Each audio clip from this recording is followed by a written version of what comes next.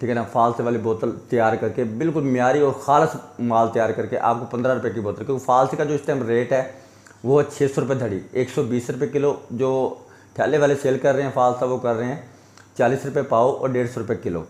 ठीक है ना जी। आप इकट्ठा लेंगे फालसा, अगर आप 10 किलो फालसा लेके उसकी जिनके आप फालसे का शरबत तैयार करते हैं, उसमें आपके 6 क्रेट तैयार हो जाएंगे 10 किलो फालसे में। 10 किलो फालसे में अगर 6 क्रेट आपके सेल तैयार हो जाएंगे तो एक क्रेट में 24 बोतलें होती हैं। आप खुद गैस लगाएं, 144 बोतल आपकी 150 राउंड अबाउट आपकी 150 बोतल तैयार हो जाएगी। अगर आप एक बोतल यानी कि सेल करते हैं 30 रुपये की, ठीक है ना जी, 30 रुपये की बोतल अगर आप सेल करते हैं तो इसमें जो आपकी 150 बोतल सेल करके जो आपकी सेल होगी दोस्तों, वो आपकी सेल हो जाएगी 45 रुपये।